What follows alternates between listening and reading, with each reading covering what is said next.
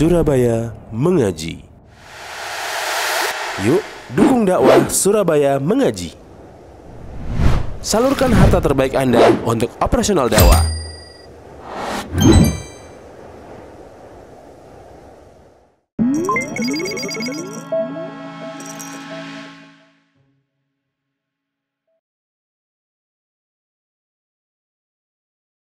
Alhamdulillah, nahmaduhu wa nasta'inuhu wa nastaghfiruh wa na'udzu billahi min shururi anfusina wa sayyiati a'malina.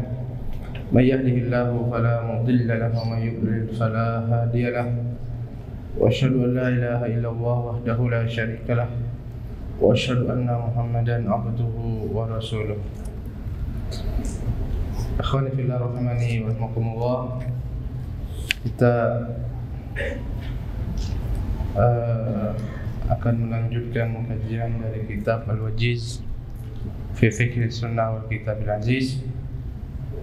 Dan di malam ini ana sekali lagi menggantikan Ustadzuna Mubarak Muallim karena beliau safar untuk satu urusan. Semoga Allah mudahkan semua urusan beliau, amin. Baik. Sudah siap. Itu siap, yang lain belum. Ayo.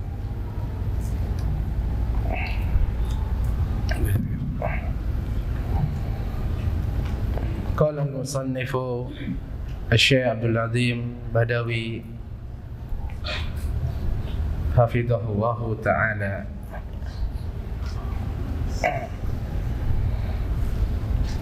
Al-amwalu allati tajibu fiha az-zakatu. Harta-harta yang wajib dizakati. Jadi tidak semua harta itu wajib zakat. Ada beberapa jenis saja dari harta yang disyariatkan padanya kewajiban zakat. Beliau katakan tajibuz zakatu fin naqdaini waz-zuru'i was-simari wal mawashi war rikazi. Wajib zakat itu pada an-naqdaini, dua mata uang, waz-zuru' pertanian, hasil pertanian, was-simar buah-buahan, wal mawashi binatang ternak, war rikazi dan harta karun. Harta karun nanti dijelaskan pengertian ar-rikaz itu apa. Jadi secara umum ar-rikaz itu maksudnya harta karun, yaitu harta orang dulu yang terpendam di dalam perut bumi kemudian ditemukan, itu namanya ar-rikaz. Ini juga wajib zakat, insyaallah akan dijelaskan secara rinci pada tempatnya. Awalan zakatun naqdaini az-zahab wal fiddatu. Yang pertama dibahas dengan rinci yaitu tentang zakat dua mata uang.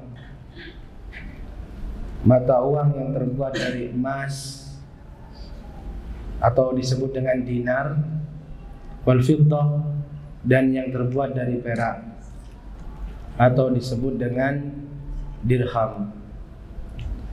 Dan menduduki hukumnya yaitu semua mata uang yang beredar dan sah dipakai. Rupiah,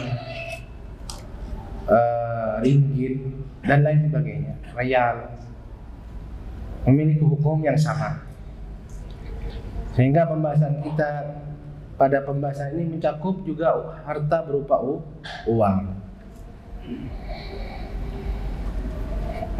Pembahasan pertama dari pembahasan ini an-nisabu wa miqdarul wajibi, yaitu pertama pembahasan nisabnya.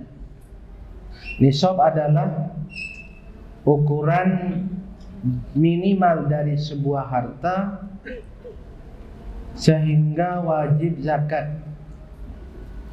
Ukuran atau jumlah minimal harta sehingga dengan ukuran tersebut diwajibkan zakat padanya. Artinya kalau kurang dari itu tidak wajib zakat, karena ini ukuran minimal. Wa miqdarul wajib, dan takaran yang wajib, maksudnya yaitu takaran atau zakat, takaran atau ukuran zakat yang wajib dikeluarkan. Apabila harta ini sudah wajib zakat, berapa banyak yang dikeluarkan? Nah, ini yang akan dibahas di pembahasan ini. Nisabud dahabi 'ashruna dinaran wa nisabul fiddati 100 dirhamin wa fihima rubu'ul ushri.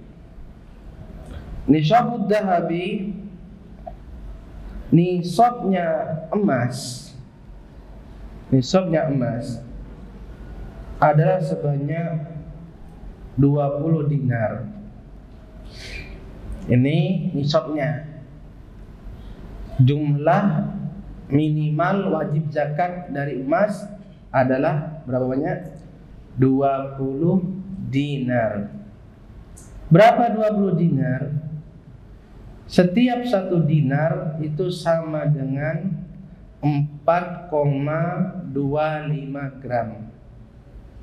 4,25 gram emas 24 karat.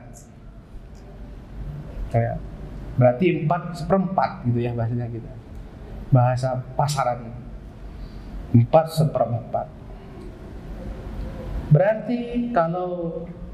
Berarti 20 dinar sama dengan berapa gram?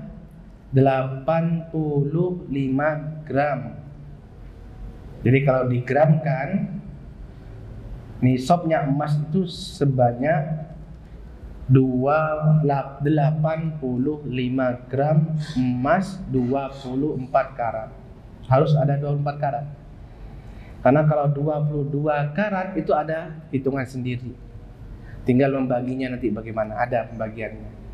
Jadi 85 gram ini untuk emas 24 karat. Paham ya sampai di sini? Nisabnya emas berapa? Berapa dinar? 20 dinar. Kalau digramkan 20 dinar ini sama dengan berapa gram? 85 gram emas berapa karat? 24 karat. Wa nisabul fiddati 100 dirhamin. Nisabnya perak adalah 200 dirham. Adalah 200 dirham. Berapa 200 dirham itu? Berapa gram? 1 dirham itu hampir 3 gram. Jadi lebih ringan. Yaitu 2,975 gram. Jadi hampir 3 gram. 3 gram cuma kurang 1/4. Ya itu kurang dikit sekali. Jadi hampir 3 gram. Kalau kita bulatkan 3 gram, tapi nggak boleh dibulatkan 3 gram, tetap harus, tidak boleh enggak, karena ini yang dihitung adalah jumlah minimalnya, nisabnya. Nah, jadi 1 dirham ya perak ya itu sama dengan 2 gram 975 gram. Jadi hampir 3 gram. Berarti nisab perak adalah kalau digramkan 200 kali 2,975. Ternyata ketemunya langsung jadi 595. 595 gram perak. 595 gram kalau digramkan. Ini nisab perak. Jadi saya ulangi, nisab perak kalau dilihat dengan dirham adalah 200 dirham.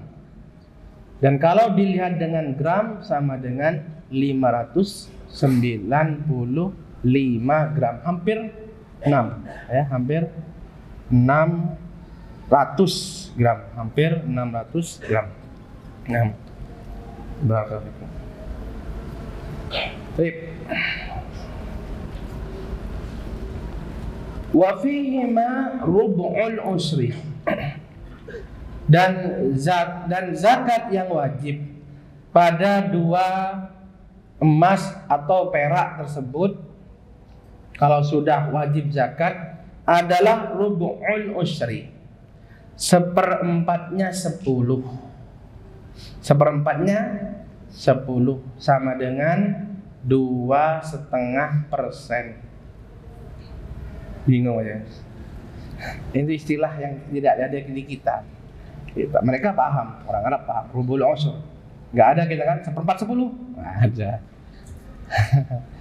Yang ada 2,5%. Jadi maksudnya di sini 2,5%. Jadi kalau ada harta sudah 20 dinar misalkan, berapa zakat yang wajib dikeluarkan 20 dinar? Berapa? Seperempatnya berapa? Susah ya. Gak pernah punya uang banyak ya. Berapa? Iya. 2,5%-nya tuh berapa? Ini dia uangnya 20 dinar. Ahlan wa sahlan 20 dinar, ya kan? Dia harus mengeluarkan zakat berapa banyak? 2,5%. Berapa dinar yang dikeluarkan? Cek susah ya. Setengah dinar gitu ya, Iwan. Setengah dinar. Kalau 10 kan yang dikeluarkan berapa? Seperempat kan? Setengah dinar salah. Ya astagfirullahaladzim. Ya lagu lihat seperempat dinar ya, seperempat dinar. Nah, seperempat dinar, kecil sekali yang dikeluarkan. Kalau 200 dirham, iya 5 dirham ya, anak yang salah. Kalau 200, kalau yang perak ya, kalau yang perak kan 200 dirham, maka zakat yang harus dikeluarkan kan seperempat, berarti ketemunya 5 dirham. Kalau dinar lebih kecil, sekian gram ya, sekian gram. Barakallahu fikum. Baik. Nah, adapun uang berupa rupiah atau yang lainnya, ringgit, real dan lain sebagainya dari mata uang, maka nisabnya dinilai dengan emas atau dengan perak. Dinilai dengan emas atau dengan perak. Tapi di sini perlu digarisbawahi di sini, bahwasanya para ulama sekarang, para ulama muasyirin tidak menjadikan takaran perak atau nisabnya perak sebagai standar. Tidak. Karena perak sekarang tidak stabil harganya. Mereka hanya menjadikan standar untuk zakat uang adalah nisabnya emas. Dulu emas dan perak ini senilai. Maksudnya 20 dinar dengan 200 dirham itu nilainya sama dulu. Dahulu di zaman Nabi sama. Tapi sekarang enggak. Sekarang tidak. Tadi saya cek, ya kan? Saya cek emas untuk yang 24 karat itu kisarannya 1 juta. Emas harga emas 1 gram untuk yang 24 karat itu kisarannya 1 juta. Berarti zakat emas kalau zakat uang kalau diukur ya dengan nilai emas ketemunya berapa juta? 85 juta. Jadi uang kalau sudah sampai 85 juta sekarang itu sudah sampai nisab begitu. Tapi kalau kita gambarkan ya, kenapa saya tadi para ulama tidak menjadikan nisabnya perak di zaman ini atau sekarang itu sebagai standar, sebagai ukuran, karena juga stabil. Adapun perak, tadi saya cek tadi 500 gram perak itu hanya 7.300.000 sekian. Tadi kita sebut nisabnya perak berapa? Hanya 595 gram. Nah, 500 gramnya tadi saya cek, lihat di internet ya, googling, itu harganya hanya 7.300.000. Jauh sekali. Berarti 85 gram emas atau 85 juta dengan 7 juta, berapa lipat itu? Oleh karena itu, para ulama kontemporer sekarang, atau muasyirin itu tidak menjadikan nisab perak sebagai ukuran nisab untuk uang. Tetapi yang dijadikan ukuran adalah nisabnya emas. Kalau terus dikit, 7 juta dapat apa sekarang? Ya kan? 7 juta dapat apa sekarang? Buat biayanya kuliah antum aja berapa? Belum nggak pakai makan itu, puasa itu, sadahut. Nah, belum ada antum, ya kan? Nah, jadi di zaman ini ya kawan, yang sekali lagi saya tegaskan, untuk nisab uang, ya, yang menjadi ukuran atau yang diikuti itu bukan nisabnya perak, tapi nisabnya emas. Karena emas itu alasannya, karena emas harganya stabil dari dulu sampai sekarang. Dari stabil. Kalau dulu tuh dapat tanah sekian, sampai sekarang dapat tanah sekian gitu. Kalau perak sudah enggak, hancur sudah. Makanya enggak dipakai. Baik. An Ali bin Abi Thalib an Nabi sallallahu alaihi wasallam qala.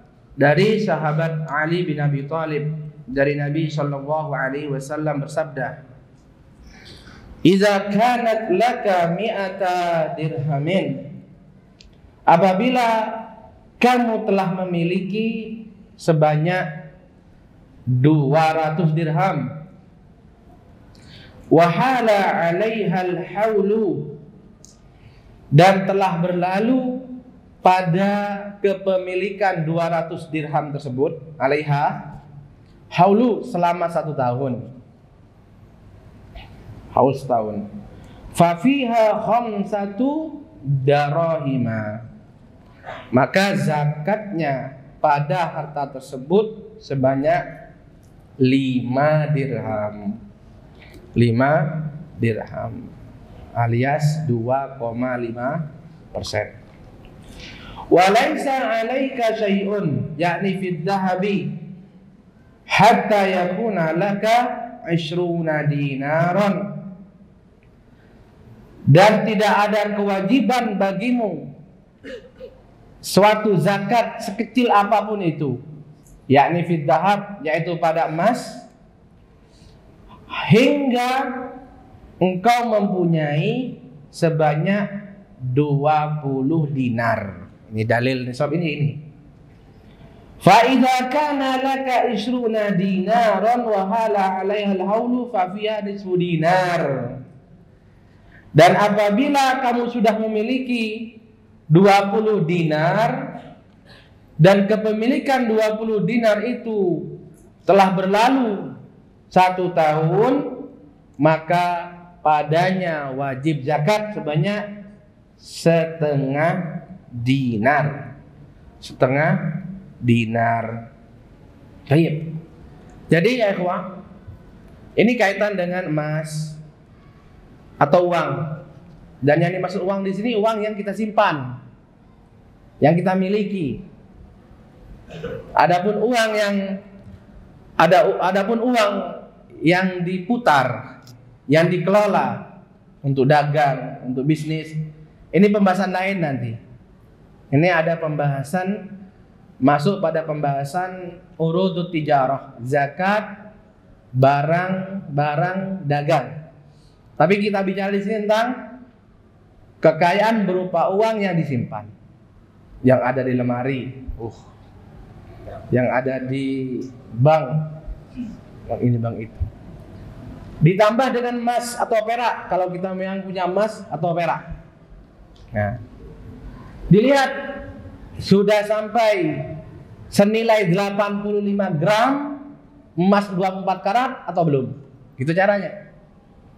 Kalau sudah sampai pada jumlah tersebut atau lebih, maka dicatat tanggal berapa itu. Dicatat tanggal berapa itu dari bulan Hijriah. 12 Rabiul Awal. Atau pas bulan Arafah, ya kan, pas puasa 9 Arafah gitu. Atau pas nisfu Sa'ban. Setelah dicatat, biarkan kemilikan itu atau tunggu sampai tahun berikutnya. Tahun berikutnya, setelah setahun di tanggal yang sama, lihat lagi, dihitung lagi uangnya. Dihitung lagi uangnya. Kalau telah dihitung kok nggak sampai nggak sampai nisab, maka tidak ada kewajiban zakat. Nah, tapi kalau sampai nisab atau bahkan lebih, maka wajib ketika itu Anda mengeluarkan zakat dari harta tersebut. Berapa banyak? 2,5% dari harta yang ada, itu.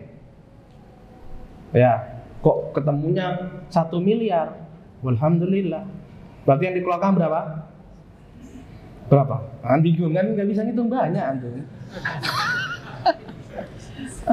Anda juga bingung nih berapa? Berarti 25 ya? 25 juta. 25 juta yang dikeluarkan. Insya Allah banyak yang dikeluarkan. Jangan takut mengeluarkan zakat, karena semakin banyak zakat yang antum keluarkan, berarti harta antum juga semakin banyak. Cerdas jadi orang. Banyak orang takut mengeluarkan zakat, senang jadi orang miskin. Ya, begitu mudah kan? Setelah itu tunggu lagi tahun depan tanggal yang sama. Lihat, begitu setiap tahun, terus begitu setiap tahun. Itu cara mengeluarkan zakatnya. Setiap di tanggal yang sama dicek lagi uangnya ada berapa di sini, ada berapa di sini. Termasuk juga masuk ke hitungan piutang yang antum pinjamkan ke orang yang ada harapan kembali. Ada kerabat yang pinjam, gitu kan, ada tetangga yang pinjam, itu termasuk dihitung pada hari itu, pada hari penghitungan tersebut. Dihitung. Dan harus dikeluarkan zakatnya. Yaitu piutang yang ada harapan kembali. Tapi kalau nggak ada harapan kembali, nggak ada kewajiban. Ada banyak. Baik, sampai di sini mafhum ya, ikhwah. Mafhum ya sampai di sini ya. Baik. Berikutnya, zakatul huliyyi. Zakat perhiasan. Zakat perhiasan. Pertama yang harus kita pahami bersama yang dimaksud dengan zakat perhiasan di sini yaitu perhiasan al-masnu' min adz-dzahab aw al-fiddah. Al-masnu' min adz-dzahab aw al-fiddah. Amma ma yusna' min ghairihima fala zakata fihi bi ijma'il ulama.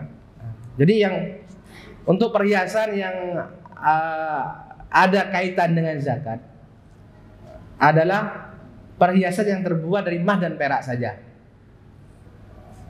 Adapun selain itu tidak ada kewajiban zakat bi ijma'il ulama.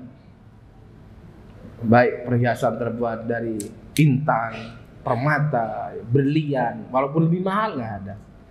Atau terbuat dari batu macan. Apa dulu itu ya? Masih zaman-zaman batu ini. Mbak macan ada kelihatan. nggak ada zakat. Sekali lagi, perhiasan yang ada kewajiban zakat hanya perhiasan terbuat dari emas atau terbuat dari perak. Selain itu tidak ada kewajiban zakat bi ijma' al ulama. Zakatul huli wajibatun. Zakat perhiasan itu hukumnya wajib. Artinya bila perhiasan itu terbuat dari emas atau terbuat dari perak, maka hukumnya tidak ada ubahnya dengan emas yang disimpan. Tidak ada ubahnya dengan uang yang disimpan. Maka dihitung, digabungkan. Ya, digabungkan. Berarti kenapa kok dipisah ini pembahasan ini? Karena di sini ada khilaf. Cuman yang dirojihkan oleh beliau, dan yang ini insya Allah pendapat yang lebih rojih insya Allah, bahwasanya perhiasan dari emas dan perak itu memang wajib zakat, tidak ada ubahnya. Maka di antara yang dihitung nanti adalah perhiasan yang terbuat dari emas atau yang terbuat dari perak. Jadi dihitung sekalian. Kemudian kalau sudah sampai nisab dikeluarkan zakat dari semuanya itu. Bi umumil ayati wal ahadits. Berdasarkan umumnya ayat, yaitu keumuman atau kandungan umum dari ayat yang menjelaskan wajibnya zakat pada emas atau perak, gitu kan. Dan hadis-hadis dan umumnya kandungan pada hadis-hadis yang menjelaskan tentang wajibnya zakat pada emas dan perak. Maksudnya begini, yang kita bahas tadi ketika membahas emas, wajibnya zakat emas dan perak, ya, dengan dalil-dalilnya, maka yang kita bahas juga mencakup emas dan perak yang berupa apa? Perhiasan. Itulah maknanya kata Syekh di sini. Jadi dalil-dalil yang tadi sudah lewat itu. Walaisa ma'aman akhrajahu min hadzal umumi dalil. Dan orang-orang para ulama yang mengeluarkan perhiasan dari atau mengecualikan perhiasan dari wajibnya zakat, ya, secara umum atau umumnya dalil-dalil yang menunjukkan wajibnya zakat emas dan perak, tidak ada satupun dalil yang menunjukkan itu, gitu kan. Jadi maksud beliau tidak ada dalil yang menjelaskan bahwasanya beda antara emas yang disimpan sama emas yang dibuat perhiasan, yang dipakai untuk perhiasan. Nggak ada dalilnya gitu. Itu dalil pertama. Wa ma'a dzalika faqad ja'at fihi nususun khassatun minha.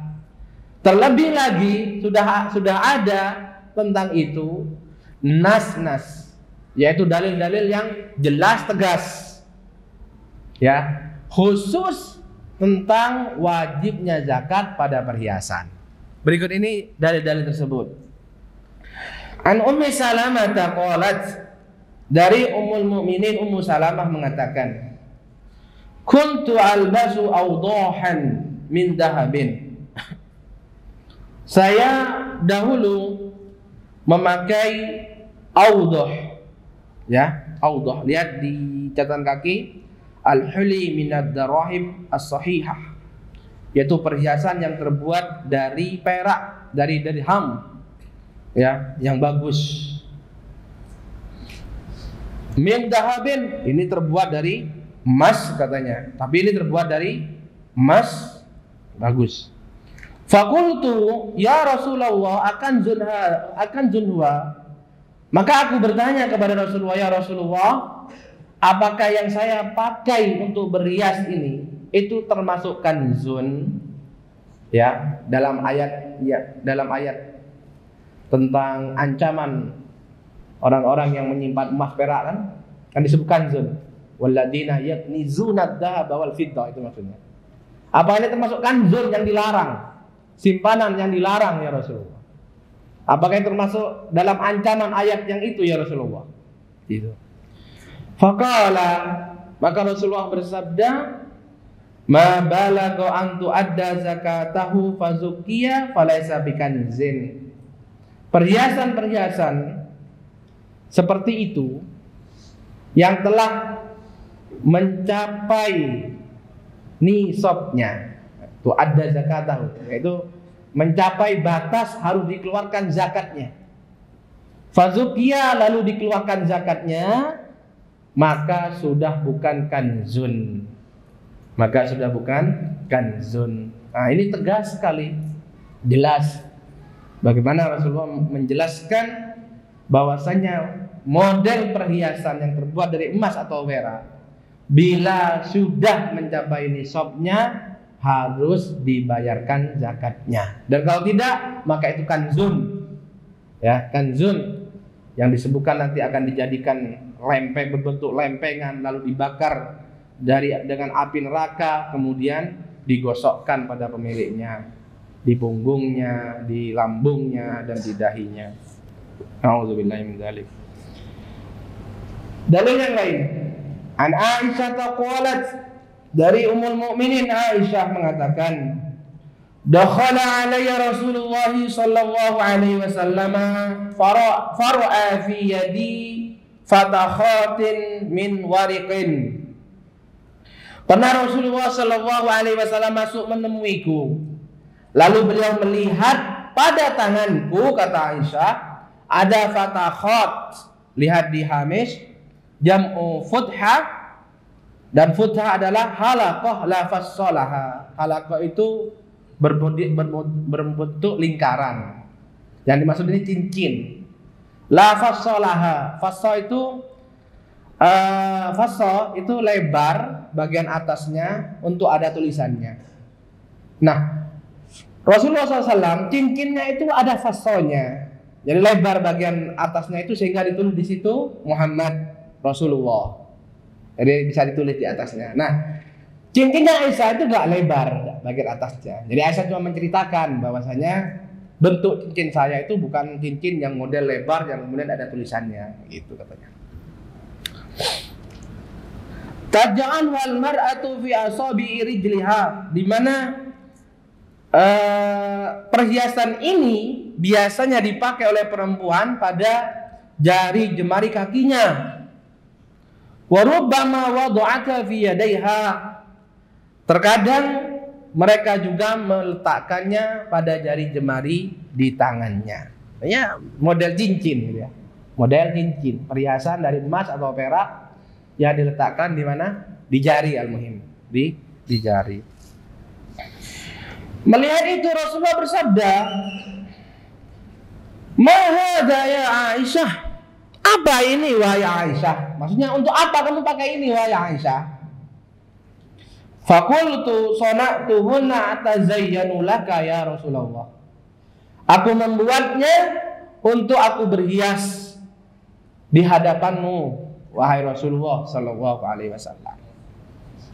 Qala, Rasulullah bertanya lagi, atu'addina zakatahunna?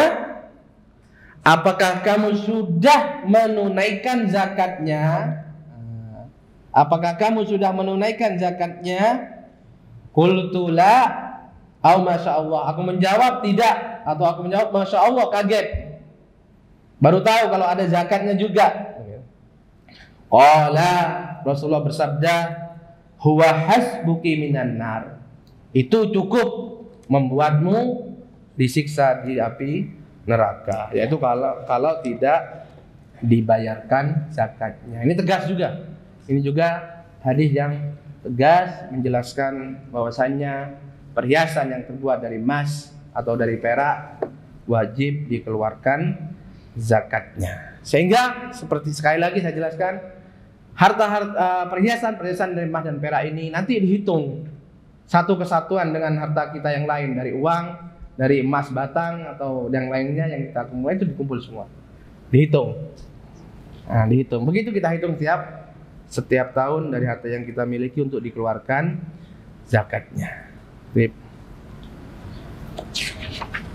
Berapa menit lagi? Saya baca pertanyaan aja ya.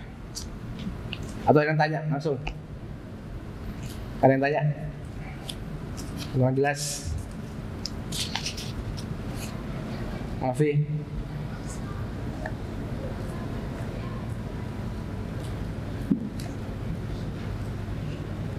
Ahsanallahu. Assalamualaikum. Sebenarnya apa kira? Ahsanallahu. Assalamualaikum. Gimana?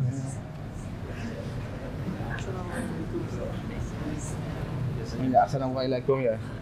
Kayak alaikum. Ahsanallahu ilaikum. Waiyakum.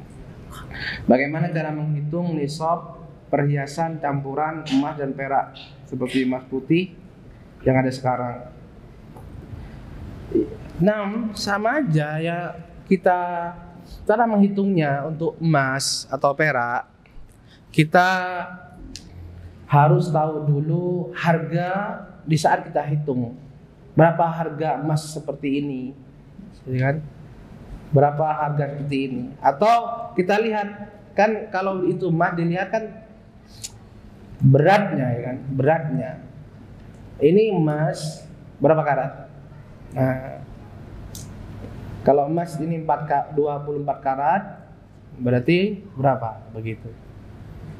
Nah, atau mudahnya, atau kalau memang emasnya sedikit, ya kan? Ada perak tapi nggak banyak juga. Ada uang sekian, gitu kan? Ada piutang juga di orang sekian, nah, gitu kan? Di dalam begitu. Maka emas-emas atau perak-perak ini kita hargai saja, kita nilai aja harganya berapa, kan? Kita nilai dan kita hargai aja berapa. Kemudian kita ukur dengan nilai emas 24 karat sebanyak 85 gram. Nah, di hari itu berapa harganya? Harga emas 24 karat di hari itu. Nah, itu yang jadi ukuran, jadi standarnya. Nah, dan harta kita itu semuanya di hari itu ditambahkan semuanya, digabung. Sudah sampai nisab atau belum? Kalau sudah sampai, apa? Keluarkan zakat hari itu? Belum. Tunggu haul. Tunggu haul. Jadi seperti itu. Jadi itu yang apa namanya? Dari ana ya. Itu saudara, mungkin ada yang lain yang bisa bantu. Jadi gampang seperti itu. Ini harganya berapa? Yang ini harganya berapa? Gitu aja. Ditambahkan, kemudian ditambahkan dengan uang yang ada di lemari atau di tabungan, di dompet, misalkan. Lalu setelah itu kita cari tahu tentang harga emas 24 karat per gramnya berapa, kemudian kali 85 gram. Kalau misalkan 1 juta, ya alhamdulillah mudah, berarti 85 juta. Nah, harta kita ini sudah sampai segitu belum? Kalau sudah sampai, berarti sudah sampai nisab. Tulis, sudah catat tanggalnya. Sambil nunggu tahun depan di tanggal yang sama kita hitung lagi. Gitu. Wallahu taala alam bishawab. Ya. Bismillah Ustaz, ana mau tanya tentang zakat mal. Tapi enggak di majelis Ustaz. Banyak yang mau ana tanya. Apakah Ustaz memiliki waktu luang? Gak apa-apa. Sebanyak apa sih? Sebenarnya kalau antum tahu rumusnya ya sudah nggak ada masalah sebenarnya kalau harta. Jadi pertama, tidak semua harta kita wajib zakat. Rumah nggak wajib zakat. Rumah nggak wajib zakat. Mobil nggak dihitung zakat. Nah, pokoknya rumah nggak dihitung. Mobil nggak dihitung, sawah nggak dihitung kalau punya sawah. Yang dihitung hanya tadi ya, uang yang disimpan di rumah dan uang mungkin yang disimpan di bank, sama piutang yang ada harapan untuk kembali, ditambah emas kalau kita punya simpanan emas, atau emas perhiasan yang dipakai oleh yaitu apa namanya perempuan-perempuan dari keluarga kita yang ada yang dinafkahi oleh kita. Tapi kalau sudah dikasihkan orang ya enggak, ya kan? Tapi yang masih milik kita, ya, milik kita. Tapi kalau sudah dikasihkan ke orang lain, berarti itu bukan milik kita, jadi nggak usah dihitung. Tapi yang hanya milik kita, dihitung semua. Berapa? Sampainya berapa sekarang? nilainya terkumpul berapa juta, kemudian dilihat nilai nisabnya emas di hari itu. Gitu aja. Nilai nisabnya ternyata naik emas sampai 1 juta, sampai juta sekian, ketemunya 100 juta, ya udah 100 juta itu standarnya. Kalau sudah sampai 100 juta begitu. Nah begitu juga ketika kita ngitung tahun berikutnya, yang jadi patokannya pada hari kita ngitung. Yang jadi patokan nilai emas itu pada hari kita ngitung, bukan pada tahun waktu kita sampai nisab. Begitu seterusnya. Itu berputar. Karena uang itu dikiaskan kepada emas. Pada asalnya yang menjadi ukuran itu adalah emas dan perak. Tapi kita sebut perak sudah di zaman ini nggak dipakai lagi karena sudah nggak stabil. Allah Ta'ala lebih sabab. Ini langsung ini pertanyaannya ini. Apabila kita hutang 1 miliar, lah hutang zakat, apakah diwajibkan zakat? Sedangkan itu harta orang lain yang sedang kita pinjam. Tapi pertanyaannya benar. Pertanyaannya benar. Kata para ulama, ada dua keadaan. Ada dua keadaan. Apabila ini kaitan sama orang meminjamkan uang kepada orang lain. Orang meminjamkan uang kepada orang lain. Apakah apakah pemberi pinjaman dia wajib zakat karena dia hartanya dia kan? Ataukah yang meminjam yang wajib zakat, yang wajib menzakatinya? Ini kan banyak nih. Maka ada dua keadaan yang dilihat pada orang yang meminjam. Kalau dia orang yang tidak mampu, ya, kurang mampu, mungkin dia pinjam besar, kemudian bangkrut, ya, untuk usahanya gagal, enggak mampu, dia miskin. Nah, maka kata para ulama, kewajiban zakat atas pemiliknya, tapi hanya ketika dia menerima uang tersebut. Hanya di tahun ketika dia menerima uang tersebut, bukan setiap tahun. Bukan setiap tahun. Maksudnya begini. Maksudnya misalkan ini minjam sekian juta atau sekian miliar, kemudian bangkrut. Ya, gagal, miskin. Sampai bertahun-tahun. Nah, kewajiban zakat itu kan bagi pemilik uang tadi. Nah, kewajibannya bukan tiap tahun. Bukan tiap tahun, tapi hanya pada tahun ketika dia menerima uang tersebut dikembalikan kepada dia. Nah, keadaan kedua, orang ini mampu, orang yang dipinjami mampu. Nah, kalau ada orang pinjam uang mampu, iya, karena dia pinjamnya buat modal usaha pinjam, jalan dia, tapi belum dikembalikan misalkan. Maka kata para ulama, selama uang itu belum dikembalikan, maka kewajiban zakat adalah atas peminjam. Kalau dia mampu. Benar pertanyaan ini, benar. Memang ditanyakan kepada para ulama. Jadi seperti itu. Jadi untuk uang seperti ini sekali lagi dilihat keadaan orang yang meminjam. Kalau sekali lagi yang meminjam kesulitan, orang yang kesusahan, maka kewajiban zakat pada siapa? Pemilik. Tapi hanya sekali, kapan? Ketika dibayar. Ketika tahun dibayar itu saja. Tapi kalau yang dipinjami tadi orang yang mampu, orang yang diberikan kemudahan, maka kewajiban zakat atas orang tersebut. Allah Ta'ala bisawab. Berarti yang punya tidak usah ngitung, nggak usah masuk hitungannya. Bismillah. Ahsanallahu ilaikum ya ustazi, la'alakum bi khairin. Soal ayu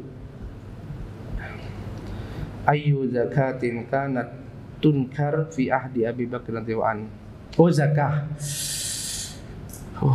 Ya Allah ya Rabbi. Enggak ada bedanya zal sama zai. Kayak zakah ya. Zakah kan menyembelih. Zakatul mal awil fitr. Oh ya, di zaman Abu Bakar itu kan banyak yang tidak bayar zakat. Zakat apa? itu zakat mal, bukan zakat fitrah. Bukan zakat fitrah. Nah ini ya tadi ya. Afwan Ustaz, misal harus 100 juta setelah mencapai haul menjadi 200 juta. Nah ya, perhitungan awal 100 juta, ya kan? 1 juta, berarti sudah sampai nisab belum 1 juta? Untuk sekarang 1 juta sudah sampai nisab belum? 100 juta untuk sekarang sudah sampai nisab belum? Sudah. Pertanyaannya ini kan wajib zakatnya kapan? Tunggu haul. Setelah haul dihitung lagi begitu ya kan? Jadi belum tentu bayar zakat. Tapi nanti tahun berikutnya dilihat lagi. Ternyata setelah dilihat pada tahun berikutnya uangnya bertambah jadi 200 juta. Pertanyaannya, zakat yang dikeluarkan itu dari 100 juta atau 200 juta? Jawabannya adalah 200 juta. Yang dikeluarkan adalah dari 200 juta, yaitu pada harta ketika antum ngitung ketika itu. Gitu. Yang terakhir. Ini belum ya? Sudah. Oh, sudah. Apa hukum menjadikan harta kita yang telah mencapai nisab untuk bisnis, yang mana bertujuan agar harta kita tidak dijakati? Gak boleh. Iya, gak boleh. Antum main kucing-kucingan sama siapa ini? Ini bahaya kayak gini ya, bahaya. Zakat itu perintah dari Allah. Itu perintah dari Allah. Harta antum itu rezeki dari Allah. Antum mau kucing-kucingan gitu kan, mau main-main sama yang beri rezeki. Ya gimana? Gimana antum mau main-main sama Allah Azza wa Jalla yang memberi rezeki? Ya logis saja ya. Pakai akal sehat aja. Pakai akal sehat aja. Gimana? Apalagi di Indonesia nggak ada tekanan dari pemerintah bayar zakat atau enggak. Terus apa yang membuat antum main-main kayak gitu, ya kan? Ya mungkin kalau pemerintahnya mewajibkan zakat, ada petugas zakatnya, mungkin aja ini orang munafik kayak gini nih. Ada aja orang munafik yang seperti itu. Tapi tidak pantas orang mukmin yang tahu bahwasanya rezekinya itu dari Allah dan bahwasanya kewajiban zakat itu adalah perintah dari Allah. Kemudian sebenarnya bukan cuma buat bisnis, bahkan sebagian itu memang sengaja ketika sudah masuk tempo, ini uangnya buat beli aset. Kan aset nggak ada kewajiban zakat. Buat beli rumah, buat beli tanah, begitu. Jadi jadikan aset seperti itu. Ini juga sama, ini juga tidak boleh, berdosa dia bila sengaja melakukannya untuk kabur dari membayar zakat. Wallahu ta'ala bishawab. Naktafi bihadza wa bihamdik asyhadu an la ilaha illa anta astaghfiruka wa atubu ilaik wa akhiru da'wana alhamdulillahi rabbil alamin. Assalamualaikum warahmatullahi wabarakatuh.